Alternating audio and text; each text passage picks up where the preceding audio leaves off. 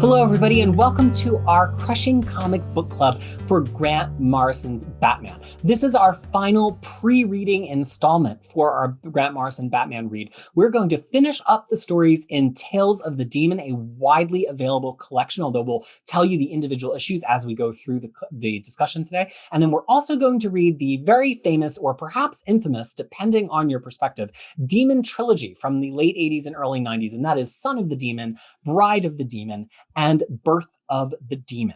Now, we're not going to spoil Morrison content here because we haven't read it yet, but Harry has read it, and Fariha and I have knowledge of it. So if we come upon some themes that will recur, we will mention that we're expecting to see those themes again in Morrison's Batman.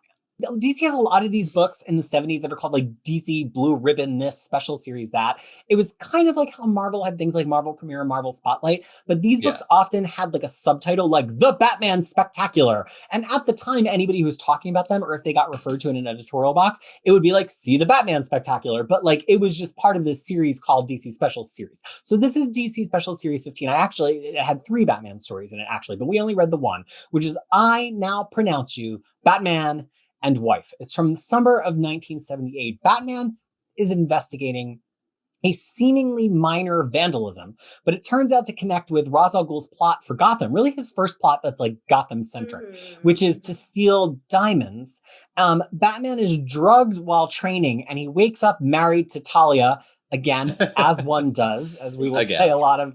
And so Batman ultimately saves the diamonds, but Talia and Ra's al Ghul slip from his grasp and leave us readers with the question, is Batman now legally married? And there are some finer points to why he could be married as an unconscious Batman to a very conscious and willing Talia al Ghul. Fariha, what did you think about ladies are making it happen for themselves in this? They're like, I'm just gonna get married to Bruce Wayne. Let's do it. Let's fall in love. You be unconscious. This is like one of the first, I feel like one of the only comics or like any fiction I read where the woman being punched, or the man punching the woman was completely justified. Like, it's like, if this was like other gender role was reversed, there would be a lot of talk about this, because I'm like, WTF? Like, it's like, and then the rule is that if the father and the bride are consenting from wherever, like, I'm talking, this is what we talked about. This is from their unidentified, not linked to any actual country or ethnicity culture that the Al Ghul family has. Because I was like, where is this? Because as you know, I collect citizenship like I collect comics, right? I have like 3 right now. I'm like, where is this country? Let me and my dad go there. And then we're going to become the citizen. Then we're going to get Chris Evans and drug him. And then, because I'm consenting, my dad will obviously consent. Who would not after seeing that man? And then we're gonna get legally married, because yay, comics are so inspirational. Because I was like, you've learned a lot. Like, to all the FBI agents assigned to us who are listening to this broadcast, we're not actually going to abduct and drug Chris Evans. Only insofar as it reflects today. Only insofar as it reflects the plot. Yeah, I mean, they take him into international waters. Like, they straight up kidnap Batman. Wild. Batman in the international water, and then they drugged him. Like, it's like, I mean, I don't know, as everything we've seen so far about Bruce Wayne and Batman, it's like, maybe he would have said yes. Like, you know, I don't know. This is kind of a story about sex trafficking in a very dark way. Oh my God. It's so much. It's so much. And it's only because like, it just like, I don't know. It's like, it's all led up to this. That's what I was thinking about. As I was reading through this, I'm like, oh my God, everything up to this point led up to this. Like all the trials, all the tests and everything, just to see that, you know, this is how I want to see the backup of like the Raz and Talia having conversation, like, Daddy, what do you think? It's like, yeah, he's good. Like, you know, maybe we need to try some more and stuff like that. It's just like insane. It's insane. And it happened. Harry. So, I mean, not to be just totally aesthetic space right now, but it's an aesthetic space. But I mean, the big thing I know, like, I know it's going to be a running joke now, but like I was very thrown off that there's a character that looks exactly like Ubu, but he's now described as Lurk. And I'm like, listen, okay, good name for a henchman. I'll give you that. But like, is this Ubu? Is this his twin brother? Like Batman's still kind of talking trash to him. But anyway, Ra's al Ghul has a really good fit in this. It's interesting, but it's got some nice yellow. And I like the jewelry. His whole his father of the bride dress that he wears. Yes. And I love the line where Batman said, oh, having my greatest enemy as my father-in-law, use my wife. Well, that just takes the wind out of my sails. And as it does, as one does. And I love that Batman, like, even though this has all happened, he's immediately like he gets kidnapped, and weirdly the dad has to give consent also, which I love that little wrinkle where it's like not the husband, the father-in-law has to solidify this. But Batman's just like, no, I don't count this as a real marriage. Immediately punches Talia. After she undresses, she's like, let you just get distracted by laying all of your clothes out on the bed, and then once you're naked, I'll sock you. Which honestly, given Talia, it's probably safer to know that she doesn't have anything secreted on her person before you punch her in the face, because that might not end well for you. But it definitely struck me. I'm like, ooh, for what is the year we for 1978? Like, she is awfully naked here in this panel where Batman punched her. He does say, please forgive me when he punches her in the face. But as one does. As one does. So, they consummated like once, and that's all she's ever going to get from this man. He's got one thing on his mind, and that's justice. And that's a whole other thing. He's got one, yeah. And here's the thing. Selena can come and tell her, like, listen, girl.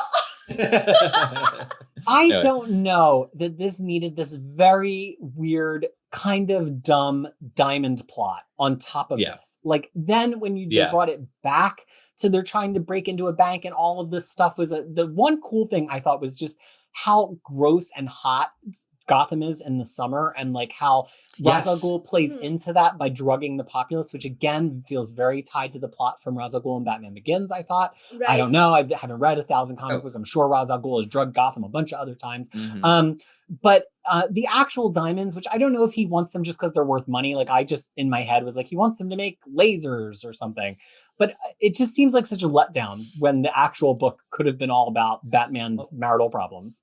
And just talking about details, I mean, I do love that, they just describe Gotham as just this really gross, sweltering summer, which is not like the usual thing you think of Gotham. You think of like this gothic and stormy city. Yeah, and very this is just gray. and like this is just like a gross place. Like, and like it's such like a nice detail that adds so much color to this city, and you don't see this a lot, which is why I've been so drawn to these books. Is it's a different kind of Batman story. I wish Tyler was here though, because there is like a disgusting when you're in hot summer day in New York City, there is a vapor that comes out of the subway. Like that is like disgusting. Every like, so often in Philly smell. you'll get that, but it's not like New York. It's just no. There's only two subways in Philly. It's very, very unique to New York, and then it's like it reminded me of that. But then to your other point though, like you were talking about that why there's a diamond heist and not just a marriage, because I feel like that's because it's ultimately written for teens, and we teens are talking about like, oh, Batman got married. They probably did not even read that part. They just there was an editor who was like, you need to get like a robbery in this. He needs to punch a hoodlum. like somewhere there, because or else. But also marriage, diamonds, it's a thing. Yeah. But it ends with basically Batman routs them. They get into a shooting match. Batman's wounded. Talia wants to stay, but ultimately her allegiance to her father is just a little bit greater than her allegiance to Batman. She says, it is tearing me apart, but I cannot permit you to harm him, for he is most precious to me. Although she's saying that about Batman or about her father at that point. Now I've got to go back and look. And take your pick. Yeah, so she's torn.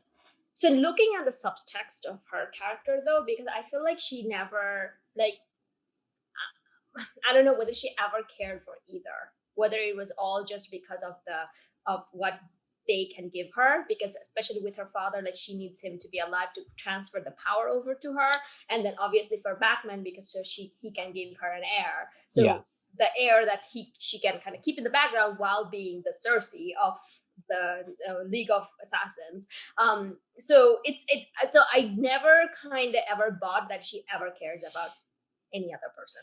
Yeah, I very much read this, and I think it's canonical even at the time, is she cares in the way that she cares, in the way that a female spider cares about the male spider until she eats him after she breeds. You know, like she cares because she cares in that moment, and it's the thing that she wants. I don't know that I really buy that she feels this deep abiding love, so much though as she doesn't have the Lazarus Pit secrets from her father yet. You know, like her long game is that if she's going to replace him and be better than him, she needs to absorb a lot more from him. And so she's not ready to leave her father go. And she doesn't have an heir from Batman yet, so she's not ready to let Batman go either. But I don't know if I believe that's because of some like unrequited, deep-seated love for Batman or devotion to her father. I think it's very usurious. And I think that's completely consistent with her character in these early stories. Right. Yeah. Harry, does she really love him? Either of them? I mean, you said it already, which is she loves him in her way. I think it's more genuine maybe than maybe Fariha is giving it credit for, but like she is still what she is, which is a opportunist kind of like creature of slight villainy in design and XYZ. It's the next issue more so, but there is like a scene next issue that where she has, which is very bizarre and incongruous with what we're describing now, but we'll get to that. Yeah, you don't get credit from me for being in love and all that. I don't buy that. What's your ulterior motive? Nobody falls in love just because. That's weird. I admire your cynicism. I think it's a healthy thing to have. Yes. Well, let's move on now to what I have to say feels like non-required reading, but I'm just one member of this panel. In a 3-part story, sort of, even though it skips over a few issues, from Detective Comics 485 in August, September 1979, and then 489 and 490 from April and May of 1980. At this point, Detective Comics is a very different kind of book. It's like a 108-page spectacular every single month. It has a ton of features in it. They're not all Batman features. So this is, you don't need to go and read the whole issues. There's not even other Batman stories in the issues. You just need these issues, which are in this Tales of the Demon trade. And so it starts out with a story called The Vengeance Vow, where the original Kate Kane, who coincidentally enough we saw in Black Casebook, is slain by seemingly Bronze Tiger and his flunkies, but there's levels. So Ra's al Ghul appears, as he tends to do when there's a dead body, and informs Batman that the order came from Sensei, the leader of the League of Assassins. But Batman's no longer willing to play on Ra's al Ghul's team at this point, I think rightfully so. And it really kind of turns out that Ra's al Ghul just wants to reclaim the League from Sensei, but then at the same time, Sensei's planning a thing in Gotham. And as always with these characters, there's this sense of like, does Ra's al Ghul actually really just want all of this to happen and he's just playing Batman? Is there any truth to it at all? Because ultimately he does kind of get what he wants at the end of this story. So Fariha, what did you think about this story with Bronze Tiger, Sensei, and a fight over the rulership of the League of Assassins? This was a little bit of a letdown compared to what we have been seeing, and there was a lot of fights, a lot of like fun moments and stuff like that. This kind of goes back to your generic Batman story, let's just say. And I wasn't also sure if Sensei was also a character from Batman Begins, so I was actually looking for that, because he kind of looked it. But he is a character that shows up in Grant Morrison's run. And we will get to that later. Okay. All right. But the thing is but overall it just it seems like another repeat of the thing, but they didn't necessarily have the firepower to go after it. To make it memorable. And creatively. It's just lacking. Lacking the thing. And I feel like it's just there because this is like the other Raz appearance. That's pretty much the reason for it to be there. And then also the tiger person turned out to be someone different, someone because they're like, oh, now you know where this character has been after came from something else. I'm like, great. So overall it just left me a little cold. Harry, any comments to make on this one? So I agree with you for the most part, Fariha. I think the issue a little bit is we picked a trade that has all of these Ra's al Ghul stories, and they are all of a type. So eventually, especially after that 3-parter with the the skiing and the hairy man god thing and like the scorpion, like that was like that's kind of the pinnacle, I feel, the peak, and this is all like kind of coming down from that. So there are more parts I liked. I like that Sensei showed up because he's a big part of the resurrection of Ra's al Ghul storyline, and I like seeing Bronze Tiger because he's actually, if I'm remembering right, he's a fairly notable part of the Tom King Batman run. And beyond that, I like this because this was a fight scene where Batman like got like they fought and it did not go super well for him. Yeah, I really enjoy all these fights where Batman just gets the crap beat out of him. Like, let's see. It's only fun to see a character win when you get to see them lose sometimes.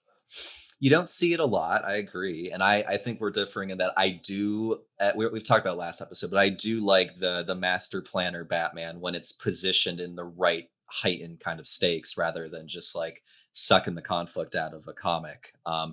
In any case, I agree. It's fine. It's fine. But we've just read a bunch of pretty dope Ra's al Ghul stories, and this was like a pretty okay one. I kind of wish that it was kind of like, put in the middle somewhere. Yeah. Even though, I mean, ultimately, it like, it's not like continuity, like it doesn't take away from anything. But I wish it was kind of so that we left on a high rather than, okay, sure. It also, Neil Adams isn't drawing it. It's a different thing. It's not like the art's bad, but like you can even just feel it's like not the same. Right. I guess I feel like with this story, you have to bring a lot of outside interpretation to make it really click. Kind of like the diamonds aspect of the last story, especially with like there's a scientist and they're going to make a localized earthquake, which like, are things that recur later in Batman again. So it's not like it's totally not connected to Batman, but it just really feels like you have to stretch a lot farther. And if I'm stretching, I feel like this is a duet with the brain story that we talked about last episode, because it's kind of like showing that Ra's al Ghul is making moves beyond moves beyond moves. Like he's not only the demon, he's also vying for control of the League of Assassins. He's also caring about troop movements in Southeast Asia. And he's also effectively trying to assassinate this, what is it, like a peace talk? It's got a lot of like religious figures that have been drawn to Gotham, in the way that there's like a Camp David talk where they invite people from all around the globe to come and be safe.